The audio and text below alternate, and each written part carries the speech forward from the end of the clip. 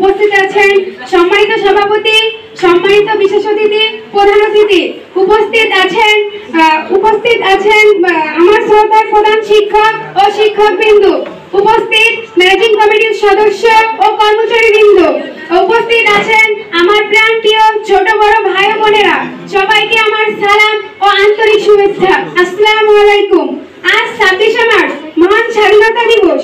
1971 সালে এই দিনে বাংলার পূর্ব আকাশে রক্ত লাল হয়ে উদিত হয়েছিল একটি নতুন সূর্য। বাংলার আকাশে উড়ছিল লাল সবুজ পতাকা। বিশ্বের বুকে জন্ম নিয়েছিল বাংলাদেশ নামক নতুন একটি দেশ। স্বাধীনতা তুমি ফুলের সুবাস, কোকিলের কুহতান, তোমায় আনতে দিয়েছি মোরা 30 লক্ষ প্রাণ। আমরা কিভাবে আমাদের প্রিয় স্বাধীনতা পেলাম সেই সম্পর্কে কিছু না বললেই নয়। আমি আমার বক্তব্যের শুরুতেই গভীর শ্রদ্ধার সাথে স্মরণ করছি হাজার বছরের শ্রেষ্ঠ বাঙালি জাতির জনক বঙ্গবন্ধু শেখ মুজিবুর রহমানকে। এর সাথেও স্মরণ করছি বাংলার সন্তানদেরকে, যারা স্বাধীনতার যুদ্ধে জীবন দিয়ে আমাদেরকে উপহার দিয়েছিল সবুজ শ্যামলে ঘেরা একটি বাংলাদেশ। বাংলাদেশ, ভারত, পাকিস্তান ছিল একটি রাষ্ট্র, যার নাম ছিল পাক ভারত। 1947 সালের 15ই আগস্ট ভারত রাষ্ট্রের জন্ম হয়। আজকের বাংলাদেশকে বলা হতো পূর্ব পাকিস্তান, আর বর্তমান পাকিস্তানকে বলা হতো পশ্চিম পাকিস্তান। পাকিস্তান রাষ্ট্রের পরিচালনা ক্ষমতা পশ্চিম পাকিস্তানের হাতেই ছিল। ঢাকায় পূর্ব পাকিস্তানের লোকজন মানে আমরা কোনো অধিকার পাচ্ছিলাম না।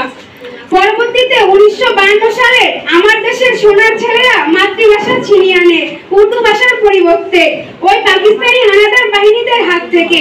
তারপর থেকেই পাকিস্তানের গডফাদার জুলফিকার আলী ভুট্টো, ইয়াহিয়া খান, মোহাম্মদ আলী জিন্নাহ, টিক্কা খান বাঙালিদের জন্য নানা প্রকার ষড়যন্ত্রের জাল বুনতে থাকেন। কিভাবে পূর্ব পাকিস্তান নির্যাতন করা যায়। পাকিস্তানিরা আমাদেরকে বঞ্চিত করেন শিক্ষা, সংস্কৃতি, চাকরি থেকে। তার প্রতিবাদে 1971 সালে 7ই মার্চ ঢাকার রেসকোর্স ময়দানে এক জনসভায় বাংলার রাখাল বন্ধু মানে বঙ্গবন্ধু শেখ মুজিবুর রহমান ঘোষণা করেন, এবারের সংগ্রাম আমাদের মুক্তির সংগ্রাম, এবারের সংগ্রাম স্বাধীনতার সংগ্রাম। রক্ত যখন দিয়েছি রক্ত আরো দেব, এ দেশের মানুষকে মুক্ত করে ছাড়বো ইনশাআল্লাহ। 1971 সালের 25শে মার্চ ওই রাতেই পাকিস্তানি হানাদার বাহিনী আক্রমণ করে নিরীহ বাঙালিদের উপর। দীর্ঘ 9 মাস রক্তাক্ত যুদ্ধের পর 30 লক্ষ শহীদের বিনিময়ে আমরা ফিরে পেয়েছি আমাদের প্রিয় স্বাধীনতা। পরিশেষে বলতে চাই, যাদের রক্ত জীবনের বিনিময়ে আমরা ফিরে পেয়েছি আমাদের প্রিয় স্বাধীনতা, তাদেরকে আমরা কখনোই ভুলবো না। তাদের নাম চিরকাল লেখা থাকবে ইতিহাসের পাতায়। এই আশা কামনা করে আমি আমার সংক্ষিপ্ত বক্তব্য শেষ করছি। আসসালামু আলাইকুম।